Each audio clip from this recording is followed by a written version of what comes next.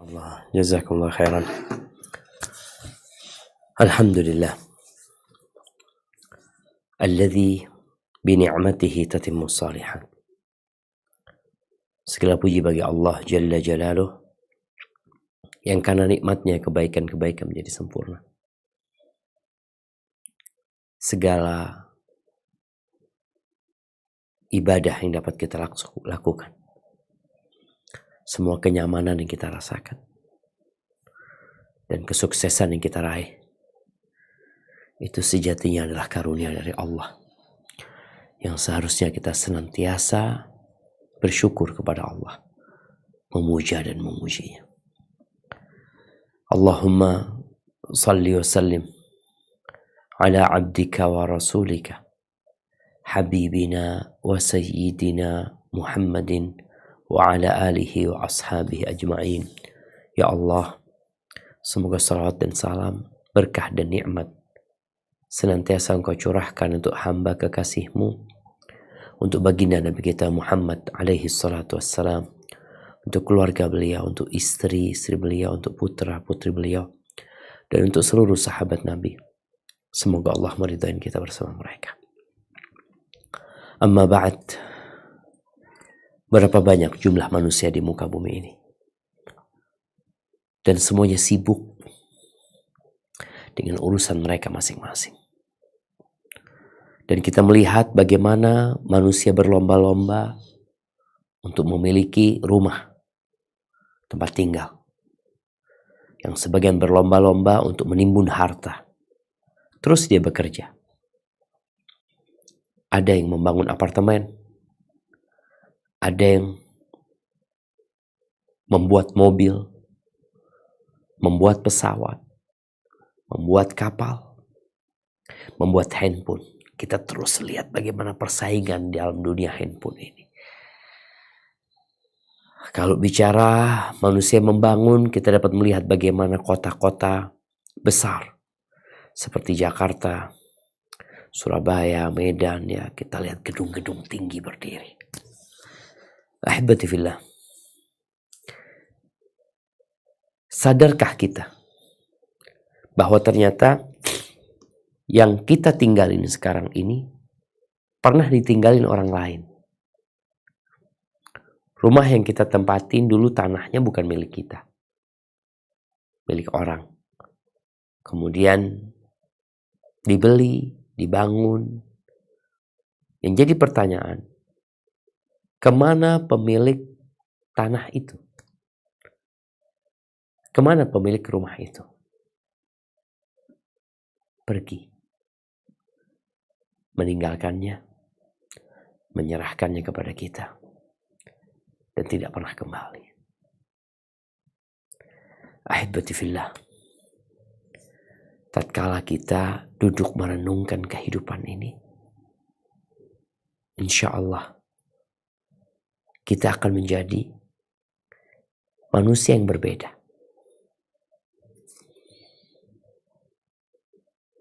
Pernah seorang alim ulama bersama murid-muridnya sedang berangkat menuju ke kuburan, mengantarkan jenazah. Dalam perjalanan, mereka melihat segerombolan anjing yang duduk, yang bermain-main di antara mereka, ya, dengan tenang, dengan santai, dengan penuh kenyamanan, ada kedamaian dan ketentraman. Itu segerombolan anjing itu. Berangkatlah ke kuburan, pulang dari kuburan ternyata ada yang melemparkan bangkai kepada gerombolan anjing itu. Apa yang terjadi? Hilanglah kedamaian dari tengah-tengah mereka. Hilanglah ketentraman.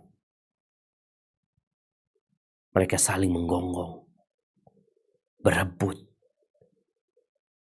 Ada yang menggigit kakinya, ada yang menggigit kepalanya, ada yang menggigit ekornya. Akhirnya alim ulama itu mengatakan kepada murid-muridnya, kau lihat nih, bagaimana kedamaian mereka hilang gara-gara dunia. Begitulah dunia. membuat kakak beradik memutuskan silaturahim, membuat sahabat berpisah,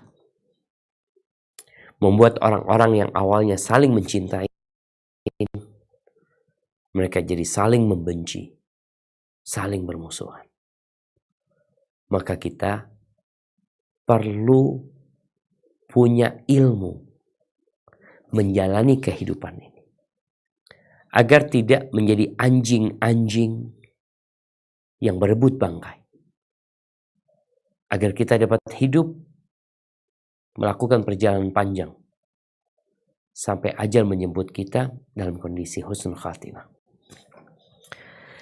Di dalam Al-Qur'anul Karim di surat Al-Isra ayat 18 sampai 20 kita akan membaca ternyata manusia terbagi menjadi dua.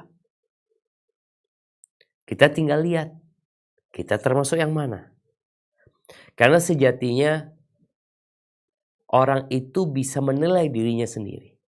Allah Azza wa Jalla mengatakan balil insanu ala nafsihi basirah. Akan tetapi manusia itu ngerti tentang dirinya. Kalau orang lain yang menilai bisa jadi salah. Tapi engkau sendiri tahu dengan apa yang ada di hatimu. Coba kita baca surat Al-Isra ayat 18 sampai 20. Nah,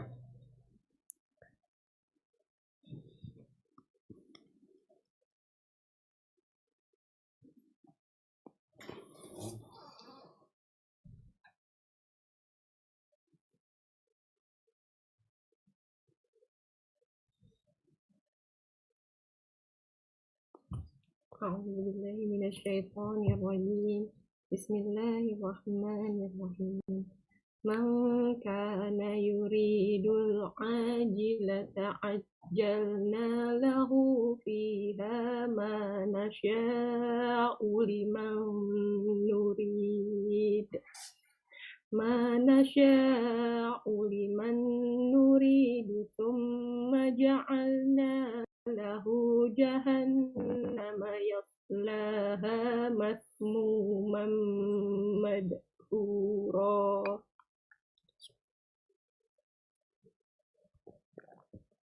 Wa man arada al-akhirata wa sa'a laha sa'yaha wa huwa mu'minun fa ulaika kana sa'yuhum mashkura.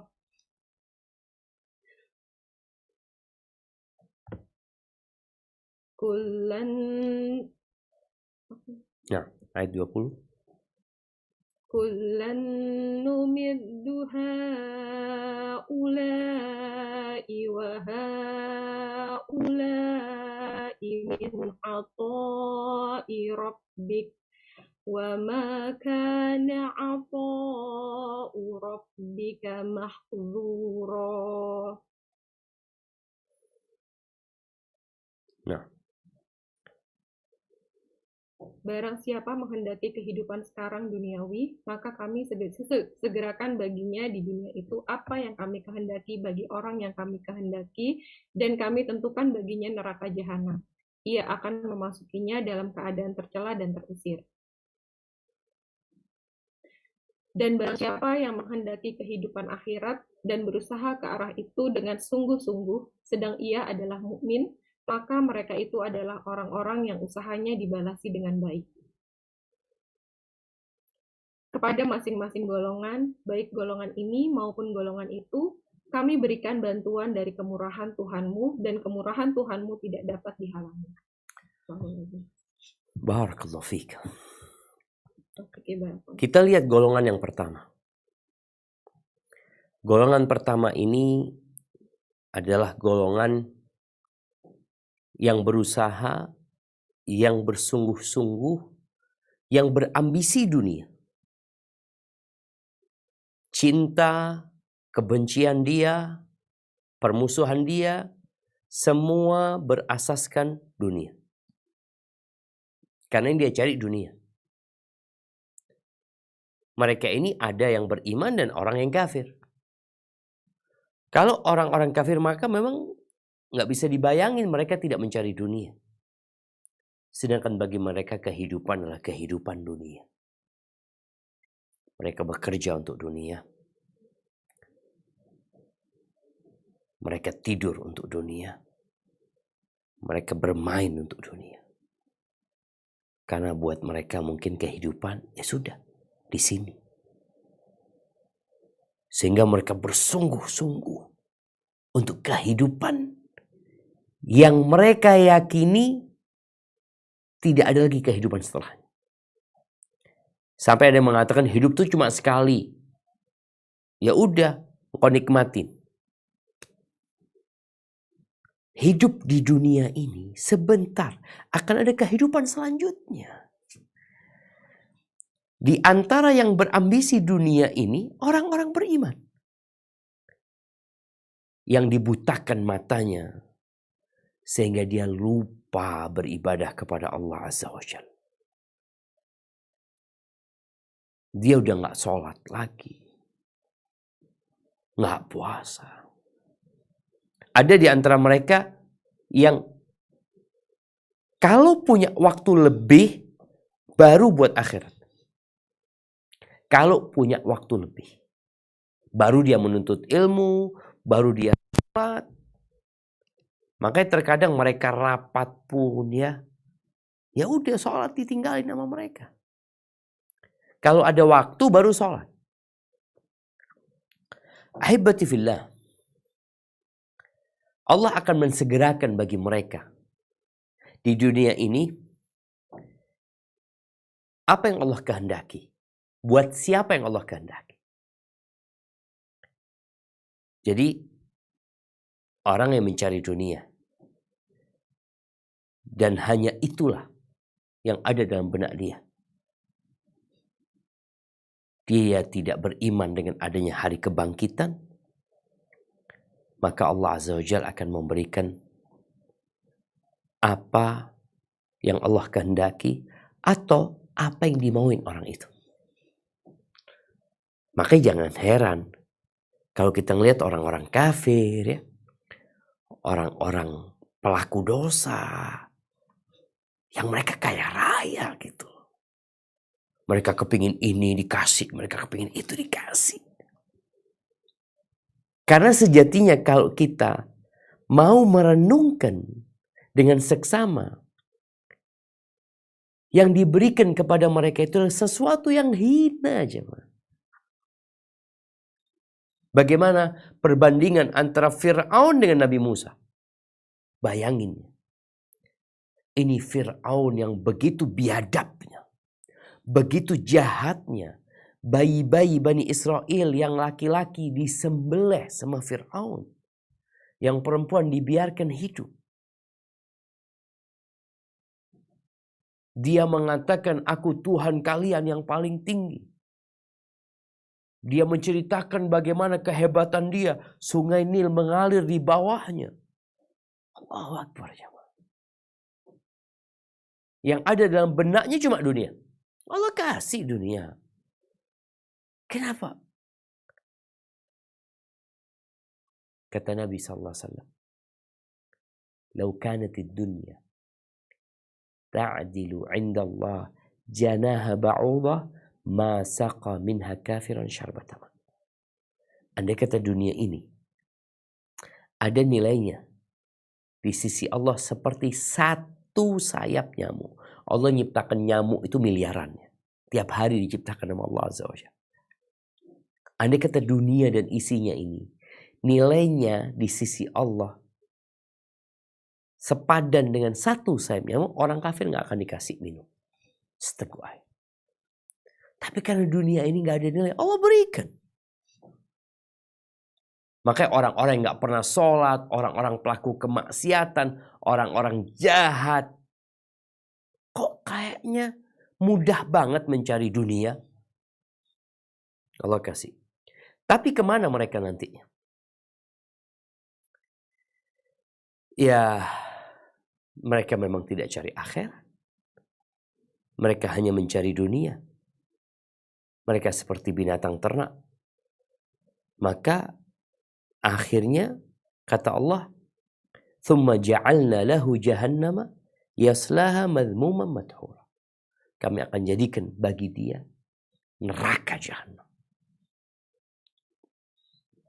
yang dia akan menempatinya, dia akan memasukinya dalam kondisi hina, dina, tercela. Karena memang gak ada yang dibawa sama dia. Ketika datang ajalnya, ada yang dibawa. Dia jadi bangkai. Lihat Fir'aun. Mana istana Fir'aun? Mana bala tentara Fir'aun? Mana taman-taman yang indah yang dibuat sama Fir'aun? Dan kemana Fir'aun dengan bala tentaranya? Sekaya apapun, sehebat apapun, apabila ambisinya dunia, maka jahannam tempat mereka. Allah Azza wa Jalla mengatakan, innal ladzina kafaru ya'kulun wa yatamatta'un kama ta'kulul an'am wan naru mathwal lahum. Sesungguhnya orang-orang kafir itu, mereka makan, wisata kuliner. Mereka kalau makan di tempat yang mewah karena mereka punya harta mungkin. Mereka menikmati dunia ini. Kata Allah Azza wa Jalla, seperti binatang ternak. Innal ladzina kafaru yatamatta'un wa ya'kulun kama ta'kulul an'am. Mereka bersenang-senang, mereka mengkonsumsi ini dan seperti binatang. Wan naru mathwal lahum. Wan nar, dan neraka tempat mereka. Na'udzubillah minan nar. Di dalam hadis yang diriwayatkan Imam Tirmidzi, bagaimana Rasulullah SAW menggambarkan orang yang mencari dunia untuk dunia akan hidup menderita. Jadi sejatinya azab itu tidak hanya dirasakan mereka nanti di akhirat, di dunia. Apa kata Nabi SAW? وَمَنْ كَانَتِ الدُّنْيَا هَمَّهُ. Barang siapa yang menjadikan dunia sebagai ambisinya, ja'alallahu faqrahu baina 'ainaihi. Allah akan jadikan kefakiran di antara kedua matanya. Seperti pakai kacamata, kemana dia pergi dia melihat kekhawatiran, ketakutan dengan yang namanya kemiskinan, kefakiran. Takut hidupnya. Dia berusaha untuk mencari jaminan ini, dia ikut asuransi ini, asuransi ini, asuransi itu. Ada kekhawatiran dia. Kenapa? Yang dia cari dunia. Maka dia terus akan menambah lagi. Karena yang ada dalam benak dia dunia. Yang menjadikan dunia sebagai ambisinya, hukuman di dunia bagi dia adalah kefakiran di antara kedua matanya. Makanya kadang-kadang kita lihat orang kaya raya sulit tidur. Apa istilahnya, insomnia apa? Sulit tidur mereka. Nih teman-teman yang jadi apoteker ya, dia lihat nih yang beli obat ini, beli yang depresi mereka. Sakit jiwanya. Bagaimana kita mendapatin artis-artis yang bunuh diri di saat puncak karirnya. Kemarin ada artis Korea umur 27 tahun bunuh diri. Apa yang dia cari sebenarnya? Ada ketakutan yang menimpa dia sebagai hukuman dari Allah Azza wa Jalla. Wa farraqa alaihi syamla. Urusannya diruwetkan urusan. Orang yang berambisi dunia, yang cari dunia, yang mungkin dia sukses, dia dapat ini dan itu, tapi ingat, ada satu azab yang tidak tampak mungkin, tapi dirasakan oleh dia. Urusannya nggak selesai-selesai. Di saat orang bisa duduk bersama keluarganya, bisa menikmati hidupnya, dia malah nggak bisa menikmati hidup. Yang ada dunia, duit, ini, itu. Walam ya'tihi minad dunya illa ma qaddara lahu. Dan dunia tidak akan datang kepada dia kecuali sesuai dengan takaran yang sudah ditetapkan sama dia. Tapi Allah jadikan dia tersiksa, terazab karena ambisi. Ahibati fillah. Adapun yang mencari akhirat. Yang mencari akhirat. Jadi memang ada orang-orang yang berburu akhirat. Dari ayat yang tadi kita baca, yang di surat Al-Isra, yang ayat 19, ternyata orang-orang yang mencari akhirat itu ada dua macam. Yang pertama adalah orang yang berupaya mencari akhirat sesuai dengan aturan agama. Dia menjalankan yang sesuai dengan sunnah Nabi SAW. Dan ada yang mencari akhirat ternyata caranya salah. Amalan-amalan yang tidak disyariatkan dikerjakan. Dia cari akhirat.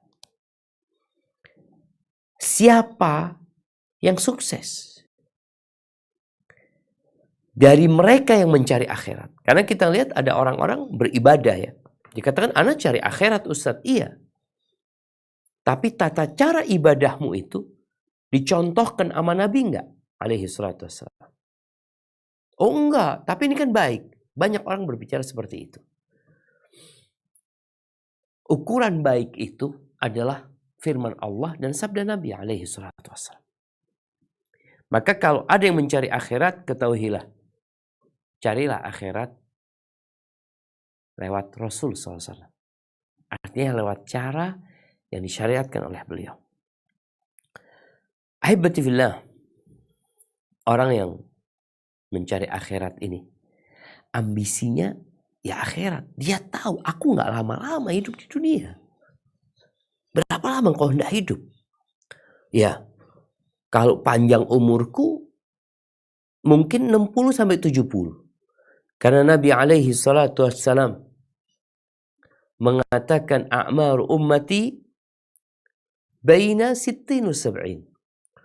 Umur umatku itu antara 60-70. Sedikit yang lewat dari 70. Dan orang yang ambisinya akhirat ini, dia menjadikan dunia itu di tangannya. Dia cari dunia, dia taruh di tangannya. Dia dapat banyak, dia taruh di tangannya aja. Tidak diletakkan di hatinya. Sehingga dunia ini tidak jadi azab buat dia.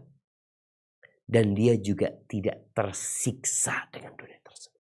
Dia tetap akan ingat dengan sholat. Ya, bagaimana Allah Azza wa Jalla menyebutkan tentang para pedagang, para bisnismen. Rijalun la tulhihim tijaratun wala bay'un an dzikrillah. Mereka adalah laki-laki ya, yang tidak terbuaikan dengan perniagaan dan bisnis mereka dari mengingat Allah, dari mendirikan sholat, dari menunaikan zakat. Enggak. Bagaimana sibuknya dia kalau dia dihadapkan kepada dua pilihan antara dunia atau akhirat, maka dia akan pilih akhirat. Berbeda dengan kelompok yang pertama. Bagaimana Nabi SAW menyebutkan akan ada fitnah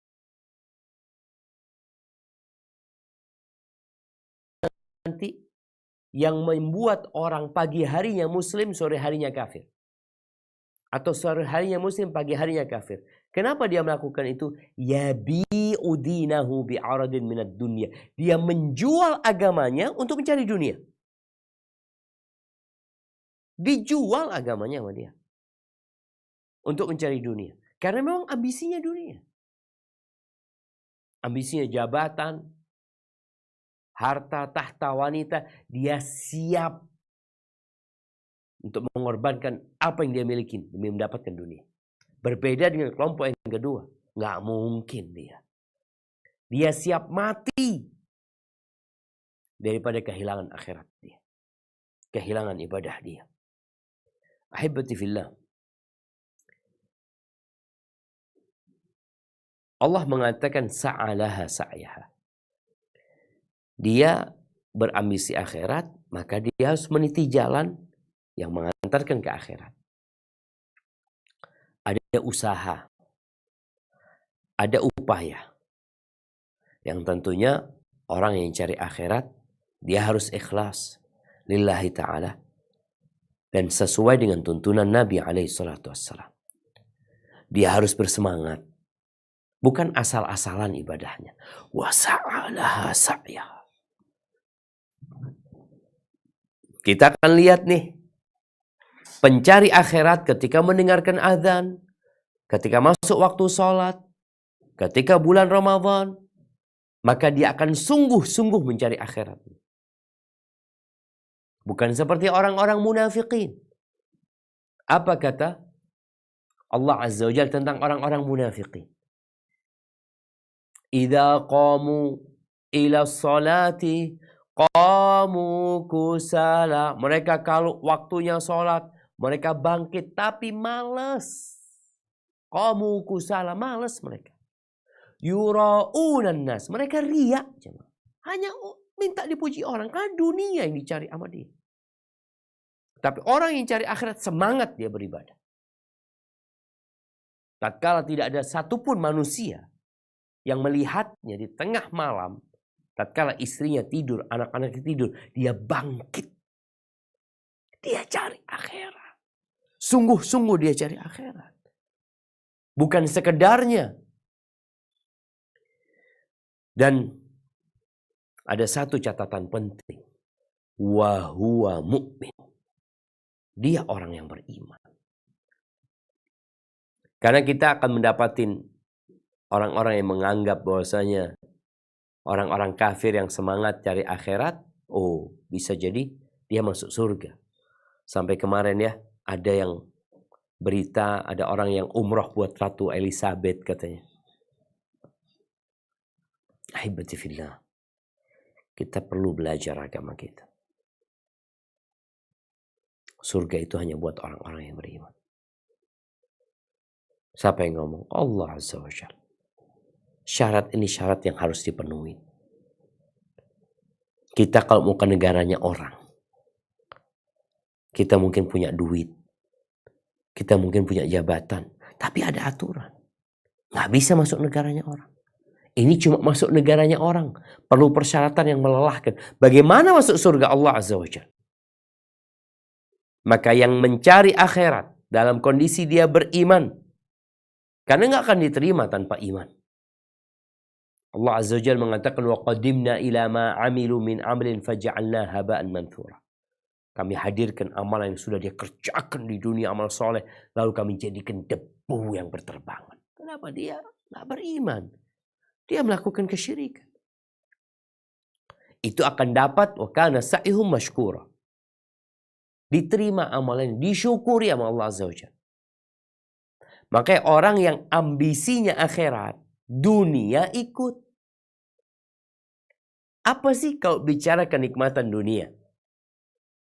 Apa? Rasul sallallahu alaihi wasallam mengatakan, man kana aminan fi sirbihi, mu'afan fi jasadihi, indahu qutu yaumihi, faka'annama hizat lahu dunya bihadafiriha. Barang siapa yang aman, tentram di tempat tinggalnya, punya yang dia makan hari itu, sehat badannya, seakan-akan dunia dan isinya dihantarkan kepada dia. Oleh karena itu, Rasul sallallahu alaihi wasallam menyebutkan waman kanatil akhirah hammah. Barang siapa yang akhirat ambisinya, yang ada dalam benak dia akhirat. Dia mencari akhirat. Bekerja cari dunia buat akhirat. Memberikan nafkah kepada istri, cari akhirat. Menyekolahkan anak, cari akhirat. Masya Allah. Yang ada dalam benak dia adalah akhirat. Kenapa? Loh, kita memang mau meninggalkan dunia ini.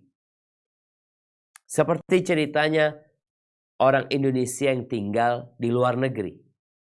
Dia tahu dia tidak akan tinggal selamanya di sana.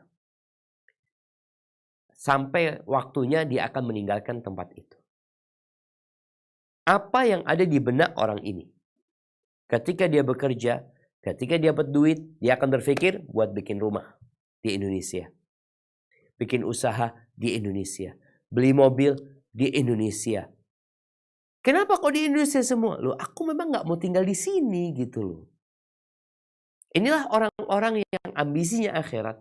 Karena dia tahu gak bakal tinggal selama-lamanya dia di sini. Maka waman kanatil akhirah hammah, ja'alallahu ghinahu fi qalbi. Orang yang ambisinya akhirat, Allah akan jadikan kekayaan di dalam jiwanya. Jadi kaya jiwanya. Ada orang kaya, hatinya miskin.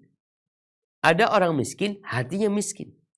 Tapi ada orang yang ambisinya akhirat, mau kaya, mau miskin, Allah jadikan balasan buat dia ghina, kekayaan. Makanya dia bisa sedekah, dia bisa berbuat baik ini dan itu. Karena yang kaya di hatinya, dia hatinya yang kaya. Kalau yang awal tadi di kedua matanya takut miskin, takut ini, ya kalau ini Allah tenang hidupnya. Ini balasan dari Allah Azza wa Jalla. Ja'alallahu ghinahu fi qalbi wa jama'a alaihi syamlah. Yang ambisinya akhirat, dunia datang sama dia. Dia akan hidup damai, tenang.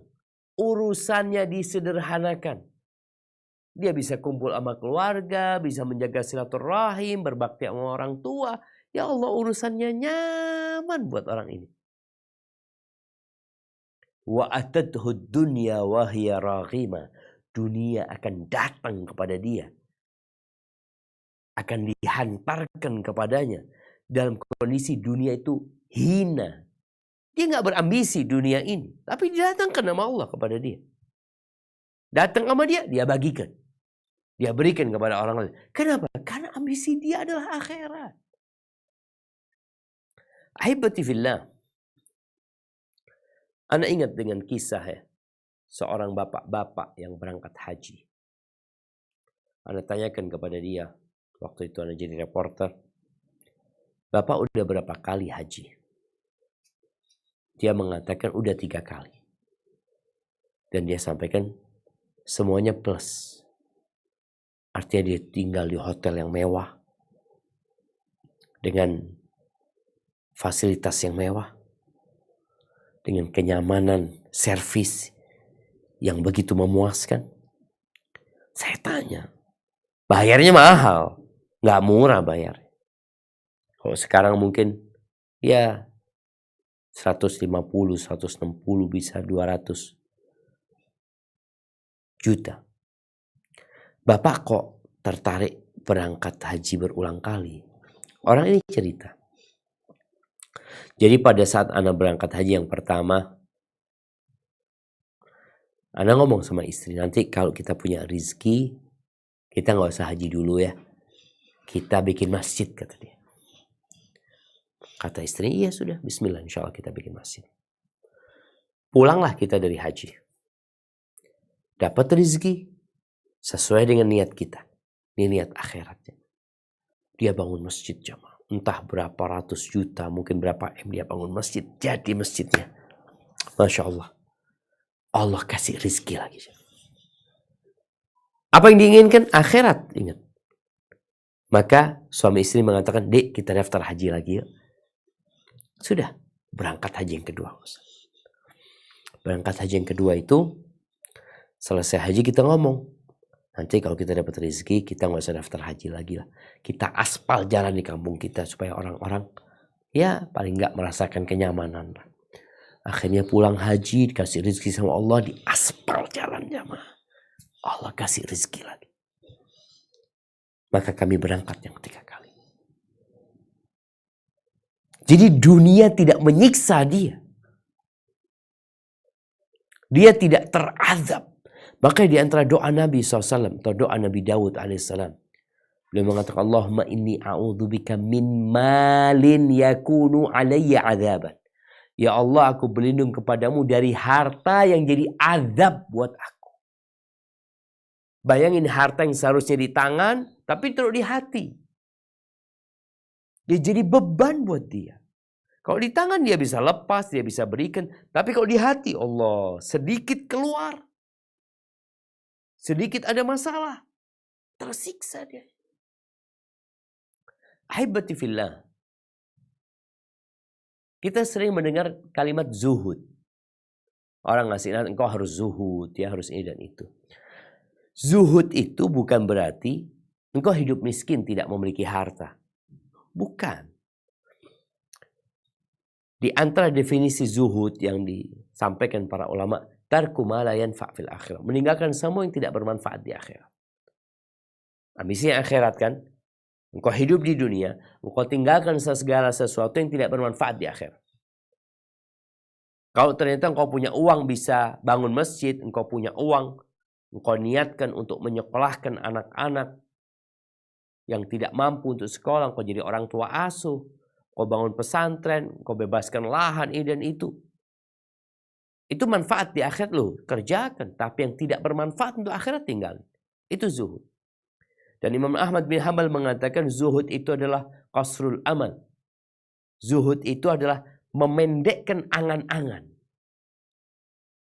Kita ini yang menjadikan kita malas beribadah, meninggalkan ibadah. Karena kita punya angan-angan panjang. Oh nanti aku akan bertobat, nanti aku akan sholat, nanti.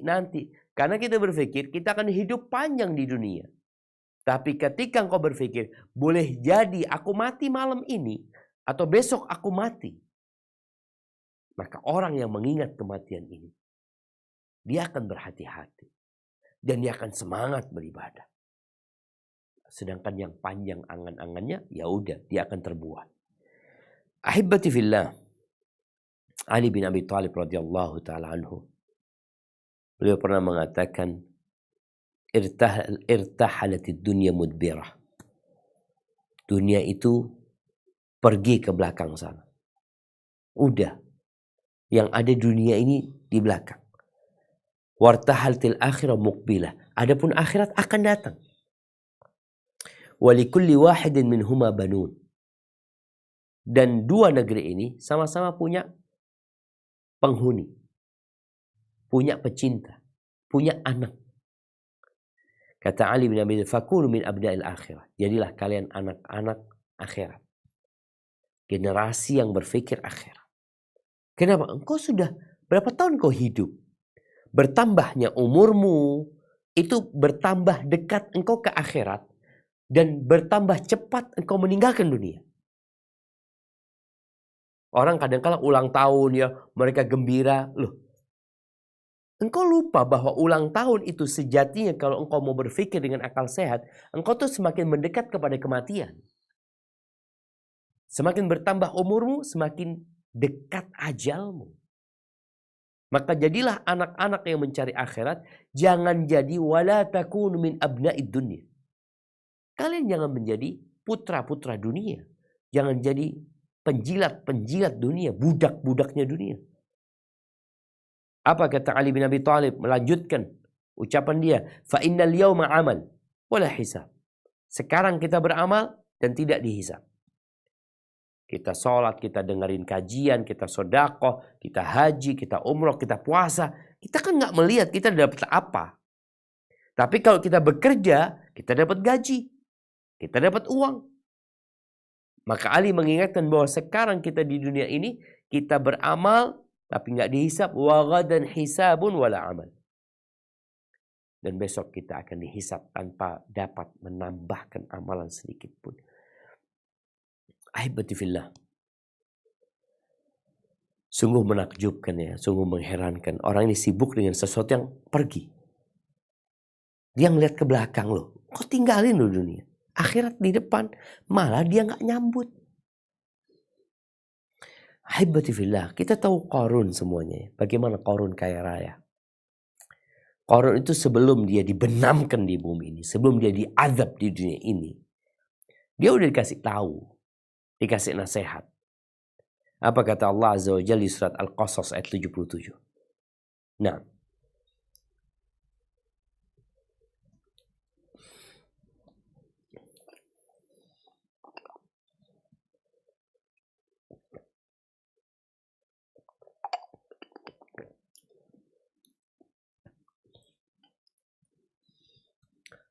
Nah, surat Al-Qasas 77. A'udzu billahi minasyaitonir rajim. Bismillahirrahmanirrahim. Wabtaghi fima ataka Allahu Atakallah. takallahu darul akhirah wa Fima la tansa. atakallahu daral akhirah. Maaf Ustadz, ini suaranya agak kecil nggak kedengeran. Maaf. Siap. Izin Ustadz diulang kembali Ustadz. Siap. Bismillah. A'udzu billahi minasyaitonir rajim. Bismillahirrahmanirrahim. Waftaghi fima ataka Allahu. Itu U-nya nggak dibaca itu. Langsung. Jadi atakallahu daral akhirah. Yang seperti dhamma itu nggak dibaca. Waftaghi fima ataka Allahu darul akhirah wala tansa nasibaka minad dunya wa ahsin kama ahsanallahu ilaik wala tabghil fasada fil ard innallaha la yuhibbul mufsidin. Artinya?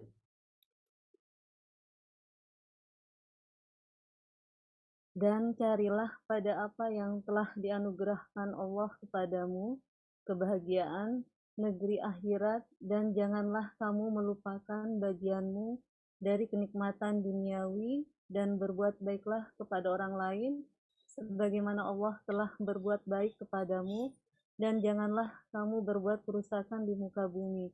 Sesungguhnya Allah tidak menyukai orang-orang yang berbuat kerusakan. Masya Allah jemaah.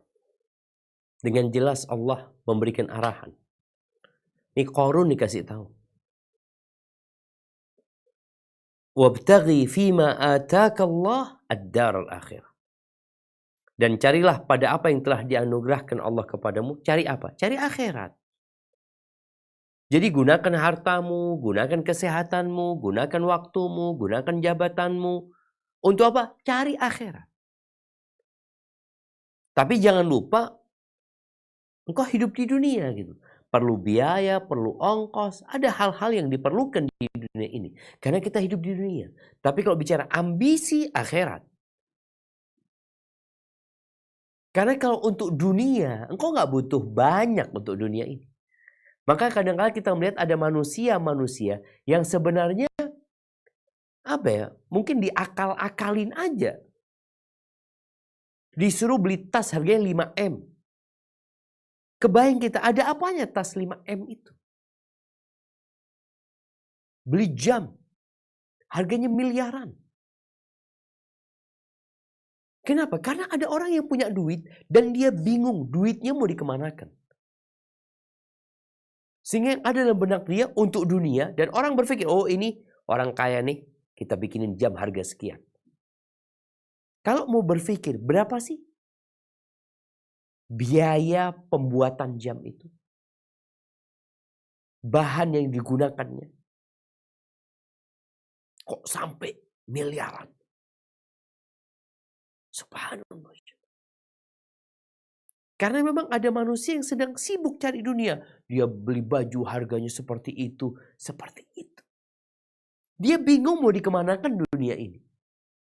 Makanya dikasih tahu sama Allah. Cari akhirat. Kalau bicara cari akhirat, subhanallah. Engkau bangun masjid. Banyak orang yang butuh masjid. Berapa banyak lembaga-lembaga yang membutuhkan bantuan. Itulah. Letakkan ke sana. Jangan lupa engkau hidup di dunia. Iya, engkau butuhkan, silahkan kau nikmatin. Gak apa-apa. Doa kita, Rabbana atina fid dunya hasanah wa fil akhirati hasanah wa qina adzabannar. Lalu kata Allah, wa ahsin kama ahsanallahu ilaik. Berbuat baiklah kepada orang sebagaimana Allah berbuat baik kepadamu. Artinya kau harus tahu, harta yang ada pada dirimu, kenikmatan yang ada pada dirimu, itu Allah yang kasih loh. Bukan hasil kerja. Kalau bicara kerja, banyak orang yang kerja seperti engkau tapi nggak sukses. Berarti siapa yang kasih? Allah Azza wa Jalla. Wala tabghil fasada fil ard. Jangan membuat kerusakan di muka bumi. Dengan berbuat maksiat, dengan sombong, dengan iri, dengan kejangan. Allah nggak suka dengan orang-orang yang membuat kerusakan. Tapi Qarun nggak mau. Akhirnya, ya kita tahu. Qarun dibenamkan di bumi. Ahibati fillah. Kita nih tetap lebih mementingkan kehidupan dunia. Allah sebutkan di surat Al-A'la yang sering kita baca. Yang setiap hari Jumat ya. Imam sholat Jumat biasanya di rakaat pertama membaca Al-A'la. Di situ ada banyak nasihat. Di antaranya di ayat 16 sampai terakhir. Coba dibaca.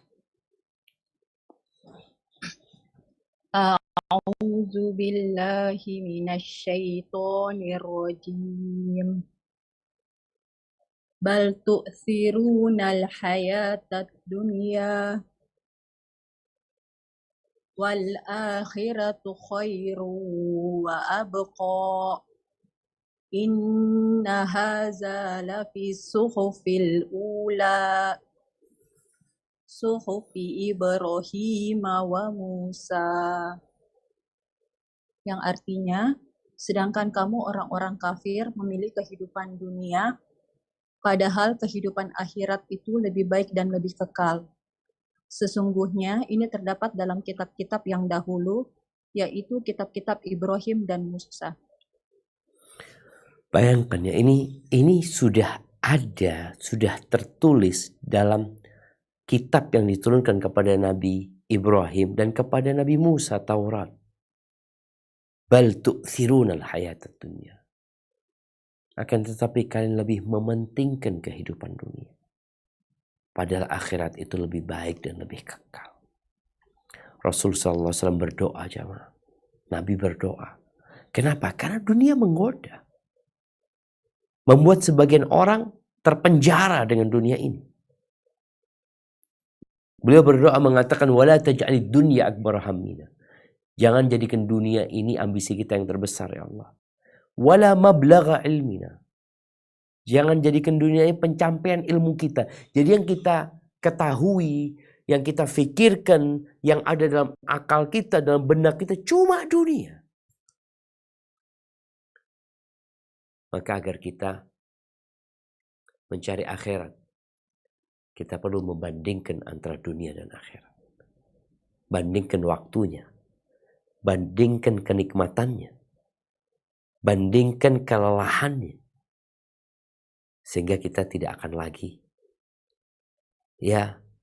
menjadi orang yang kurang pinter ya. Kalau engkau dikasih tawaran emas 1 kilo sama air 1 liter. Mungkin kau akan berpikir, aku akan memilih emas 1 kilo. Tunggu dulu. Kalau engkau di padang pasir, tidak ada penjual air di sana. Tidak ada toko. Dan engkau ada pilihan emas 1 kilo atau air 1 liter. Engkau akan pilih mana? Engkau akan pilih air. Kenapa? Karena emas gak ada gunanya. Gak bisa diminum. Gak bisa dimakan. Gak bisa untuk belanja.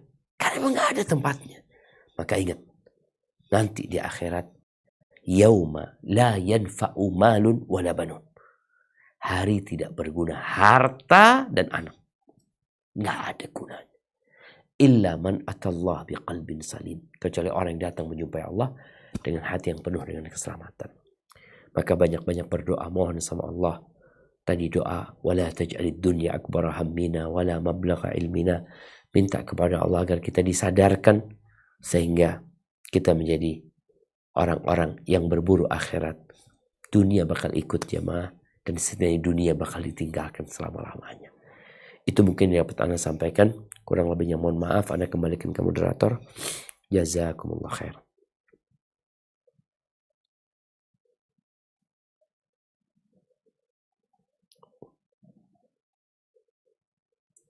Alhamdulillah.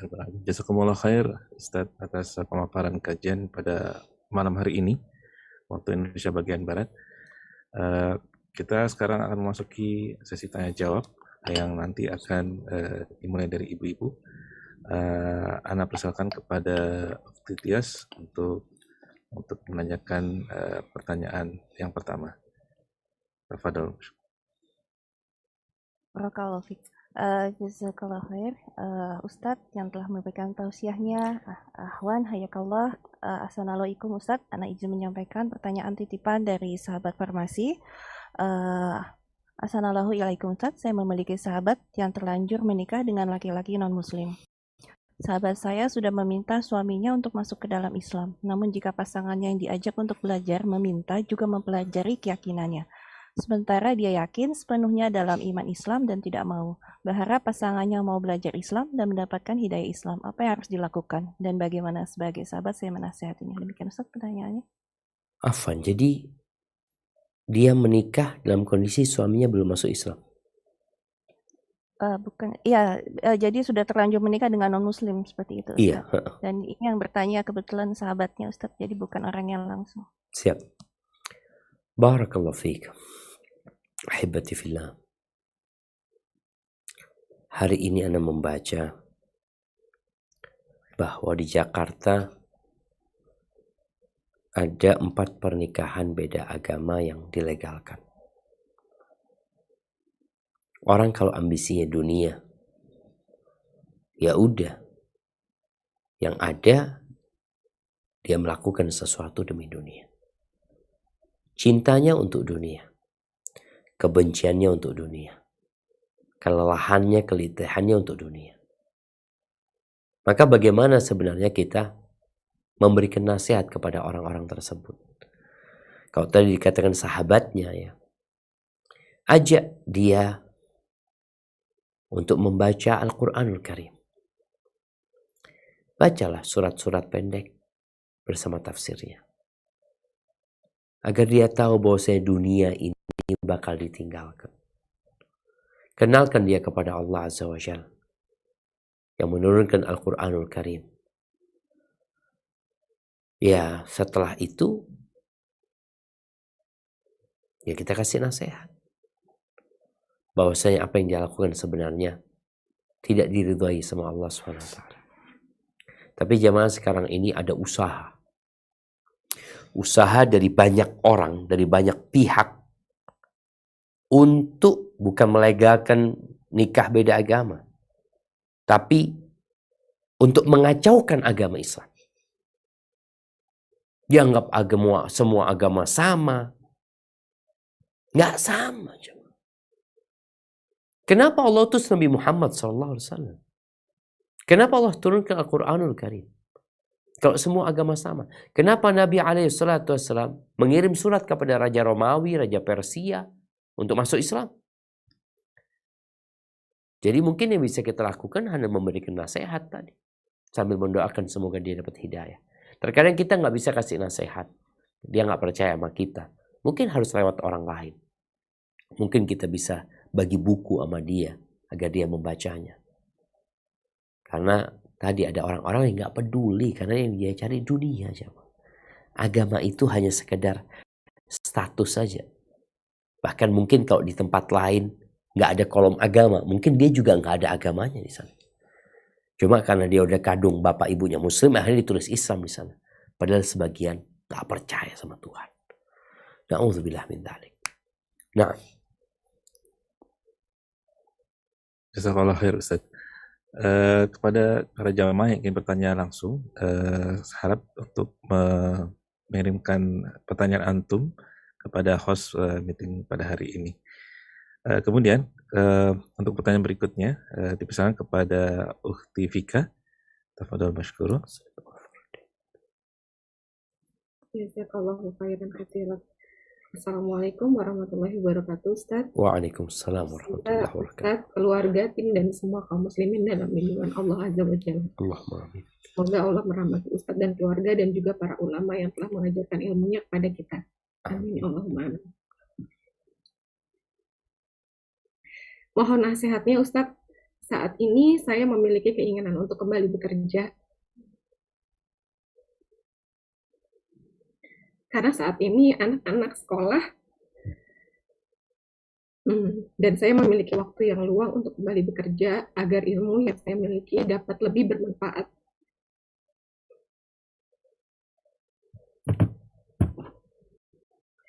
Namun ada juga rasa untuk menginginkan ini dan itu. Jadi pengen punya penghasilan sendiri gitu. Nah, suami ada. Ada Ustaz. Alhamdulillah sih, maksudnya cukup sebenarnya gitu. Cuma pengen lebih bermanfaat aja. Cuma ada kekhawatiran dalam hati.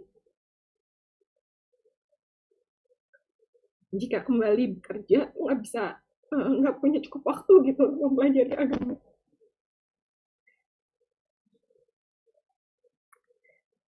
Khawatir tergulung dengan pekerjaan. Mohon nasihatnya Ustaz. Masya Allah. Syukran bajazakallahu khairan katsiran. Barakallahu fiik. Nah, ahibati fillah, yang pertama, seorang wanita ketika dia sudah menikah, dia memiliki suami, maka kita tahu bahwasanya suamilah yang berkewajiban memberikan nafkah kepada dia. Dan tugas wanita tetap bekerja, tapi bukan bicara mencari uang dan penghasilan. Kenapa Anda sampaikan ini? Karena masih ada pandangan bahwasanya wanita ketika menjadi ibu rumah tangga, dia nggak bekerja. Bukan. Dia tidak menghasilkan uang, iya, tapi dia bekerja. Dan kelelahan dia di rumah akan menjadi pahala buat dia.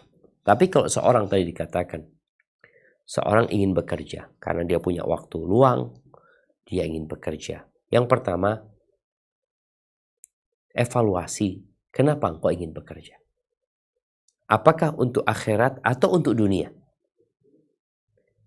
Karena kalau ambisinya dunia, ya udah, dunia itu melalaikan. Seperti meminum air laut yang orang tidak akan pernah kenyang. Tidak pernah hilang dahaganya. Kalau engkau niatkan buat akhirat, ana niatnya bekerja supaya punya penghasilan sendiri, supaya bisa sedekah, supaya bisa berbuat baik, ini dan itu, karena memang ana punya banyak waktu. Yang ketiga, engkau punya izin dari suami. Suami yang memberikan izin. Karena engkau bekerja tanpa melantarkan kewajibanmu sebagai seorang istri, sebagai seorang ibu. Karena jangan sampai bekerja, akhirnya suaminya nggak diurusin. Anak-anaknya juga nggak diurusin. Kenapa? Dunia.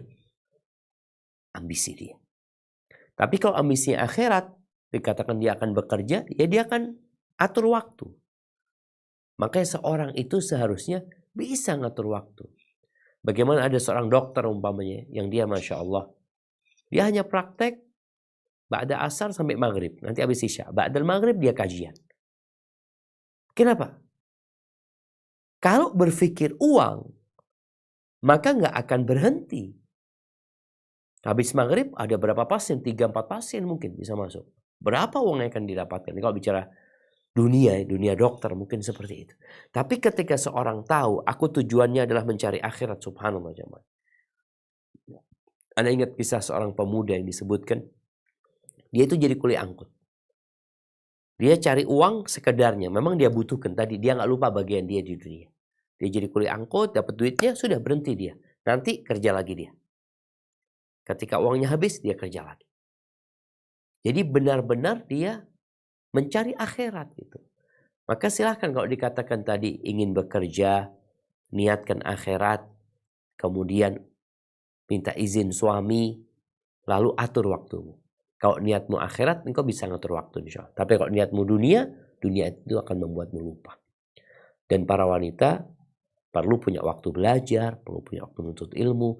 Dan ahibati fillah, sejatinya ketika kita berambisi akhirat, Allah akan mudahkan urusan kita. Hada wallahu a'lam bissawab. Jazakallahu khair Ustaz. Kami ingatkan kembali kepada para jamaah yang ingin bertanya langsung yang telah raise hand agar menerapkan pertanyaan antum terlebih dahulu kepada host kajian malam hari ini. Jazakumullah khair. Kemudian kami persilakan untuk pertanyaan selanjutnya kepada Ukhti Leli. Tafadhal masykura Ukhti Leli. Tafadhali.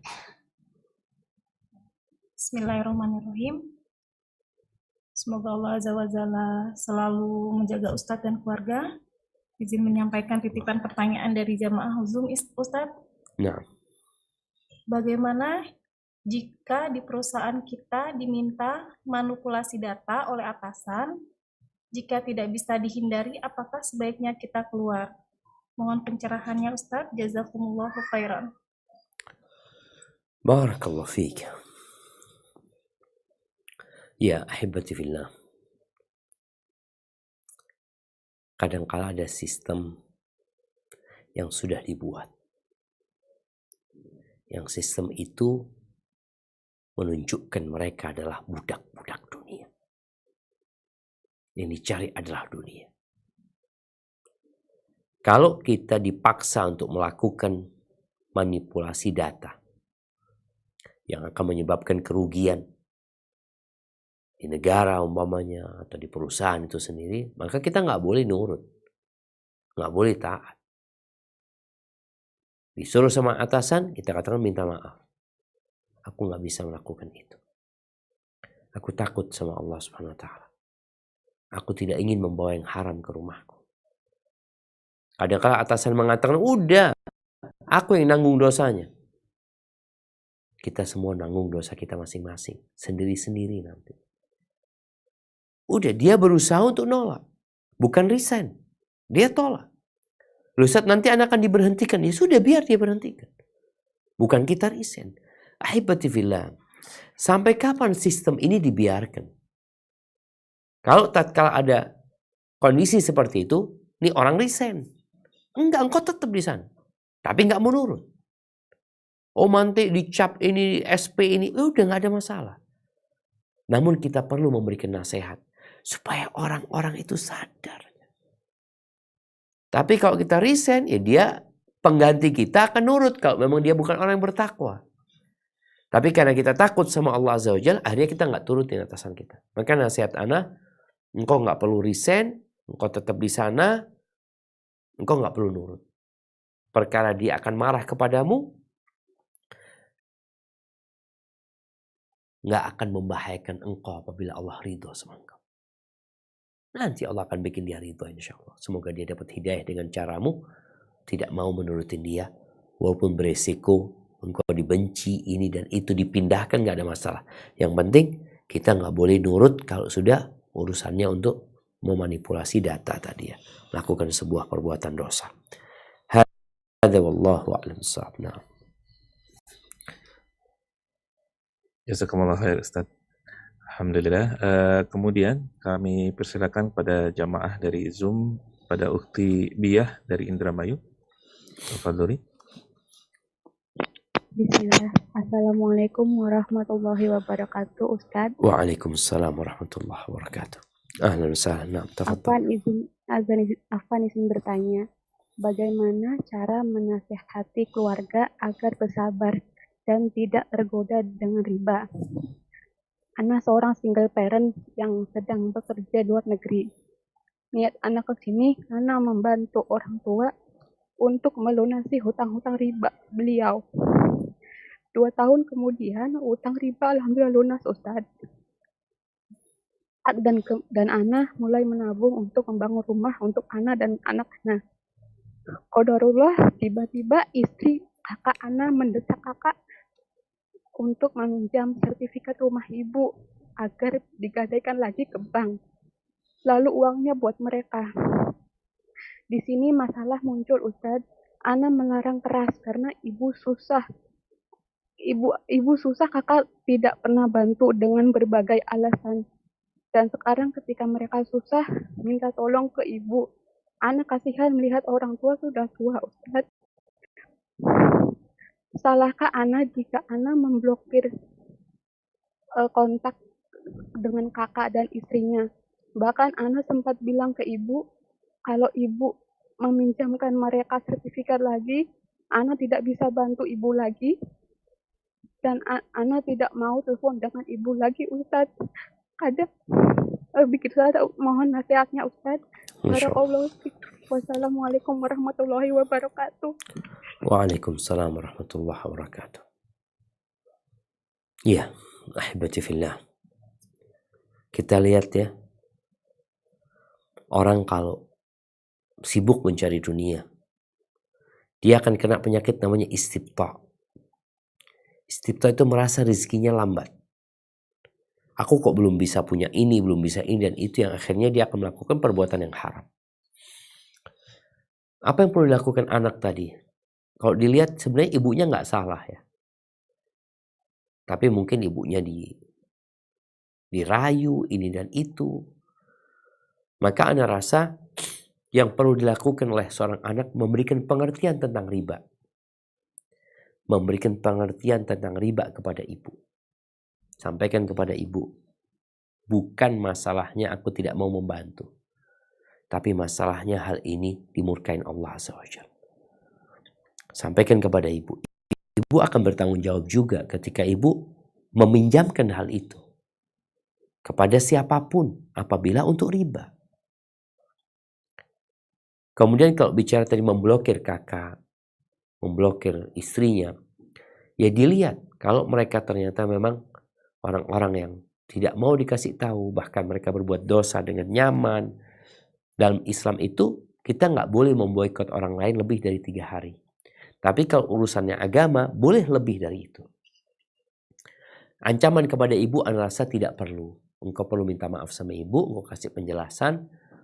Yang penting tadi, kalau tetap melakukan riba, ya sudah aku tidak akan bantu.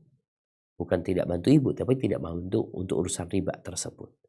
Tetap nomornya ibu ya nggak perlu diblokir. Engkau tanya gimana kabarnya ini dan itu.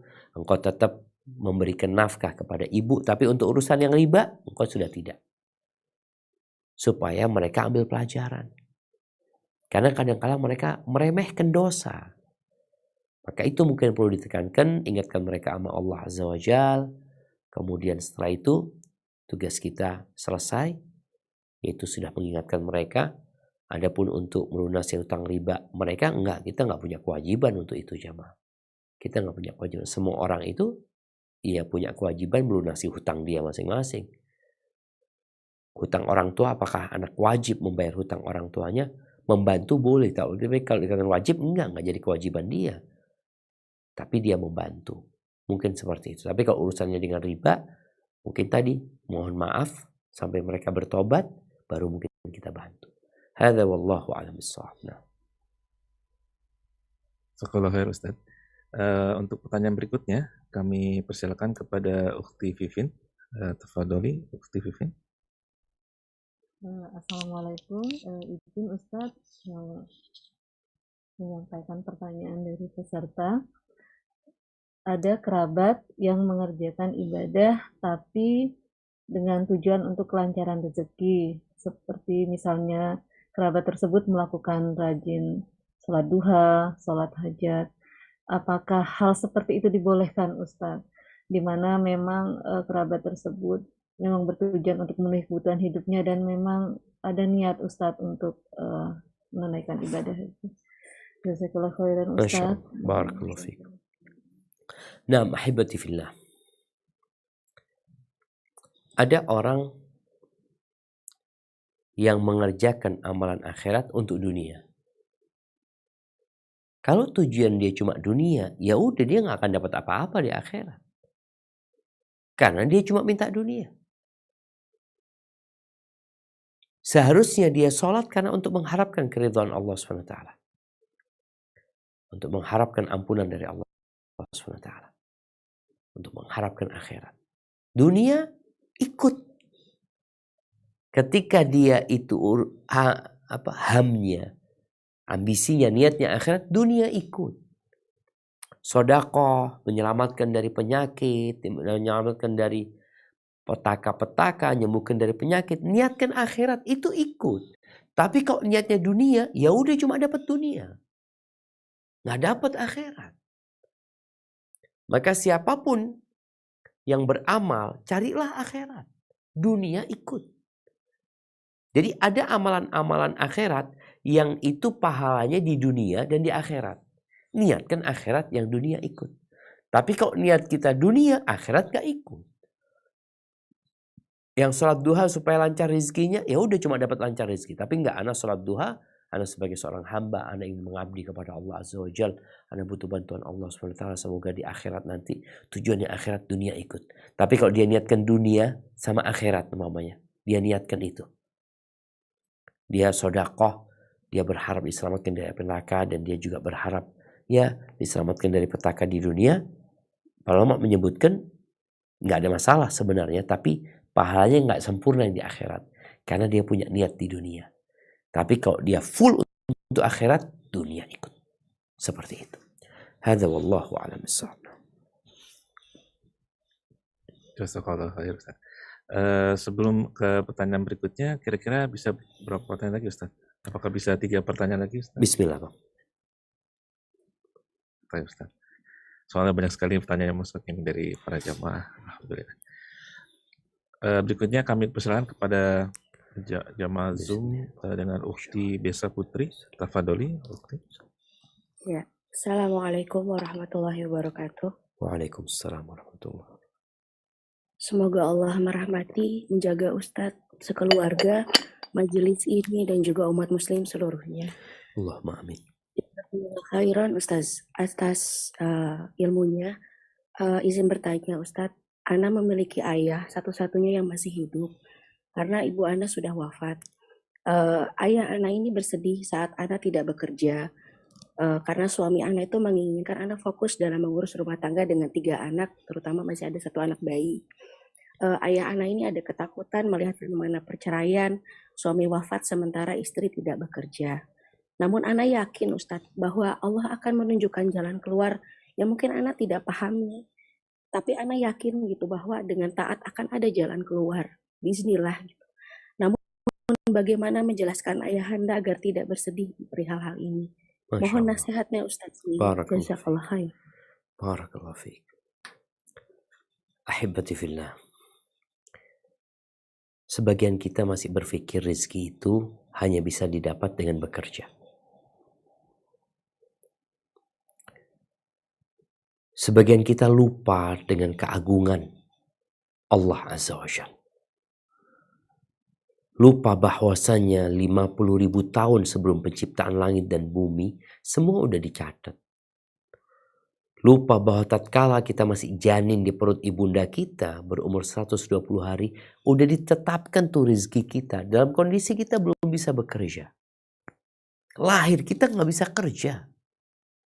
Berdoa nggak bisa, jalan nggak bisa, duduk nggak bisa. Sampai kasih rezeki Allah Azza wa Jalla. Tapi banyak orang yang punya kekhawatiran seperti tadi orang tua. Maka Nabi SAW mengatakan, "Lau annakum tawakkaluna 'ala Allah haqqa tawakkulihi." Apabila kalian bertawakal kepada Allah dengan sebenar-benarnya tawakal, Allah akan berikan rizki kepada kalian seperti Allah memberikan rizki kepada burung. Pernah lihat burung punya tabungan? Pernah lihat burung punya gudang makanan? Pernah lihat burung beli kulkas? Nggak ada. Nggak ada. Cuma kan kita tadi nggak yakin sama Allah Azza wa Jalla. Bahkan ada orang tua memang yang menyekolahkan anaknya, kemudian menyuruh anaknya bekerja dalam benak orang tua. Nanti kalau engkau diceraikan suamimu, engkau sudah punya pekerjaan. Ahibati fillah, di surat At-Talaq Allah ingatkan.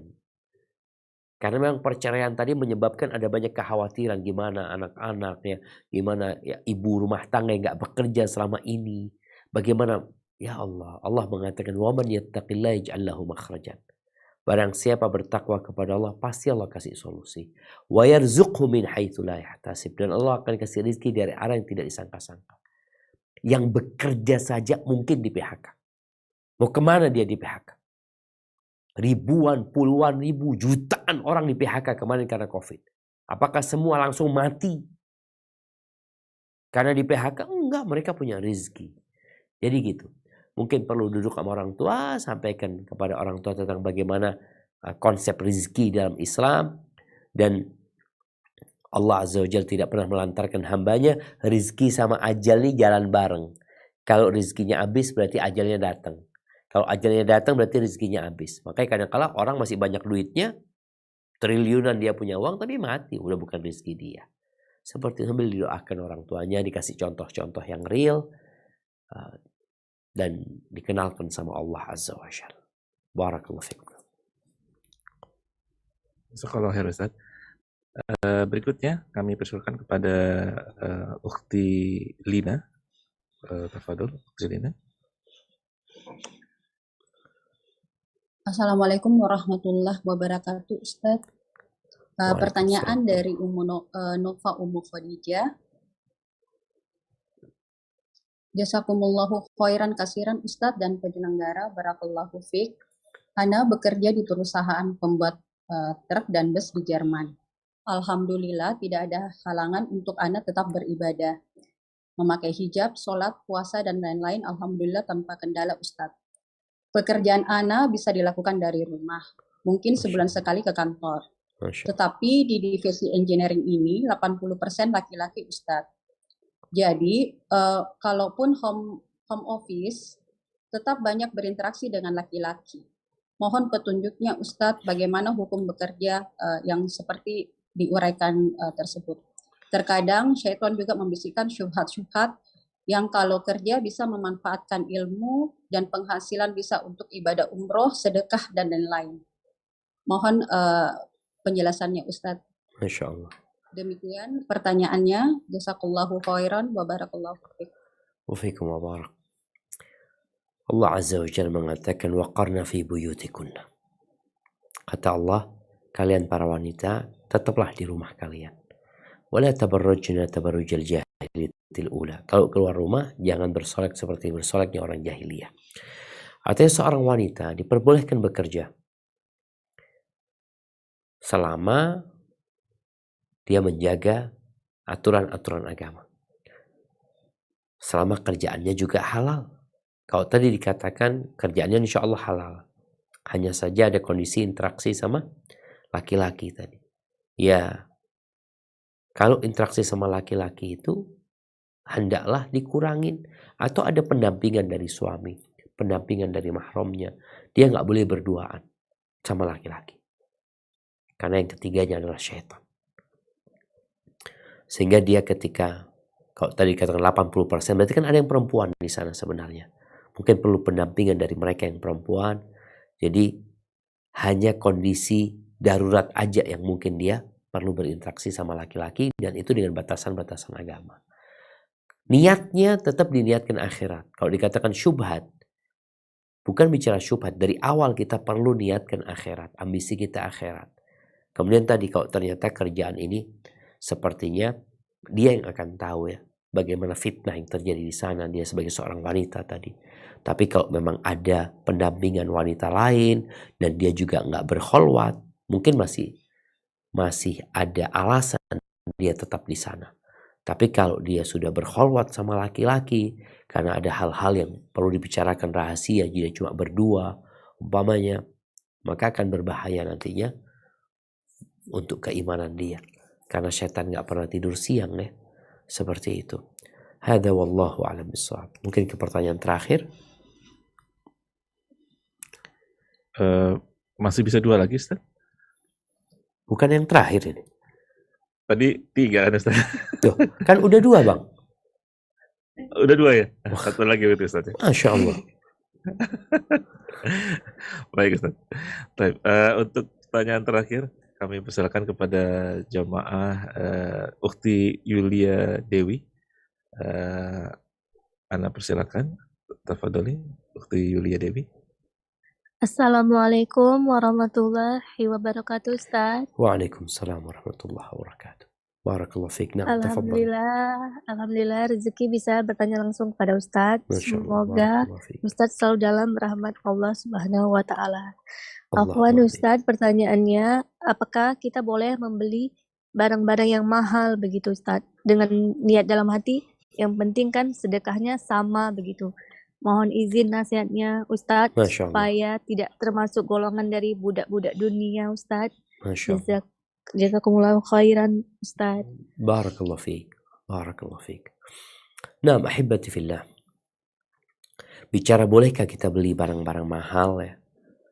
Nabi SAW mengatakan, Kul washrab walbas watasaddaq min ghairi makhilatin wala saraf.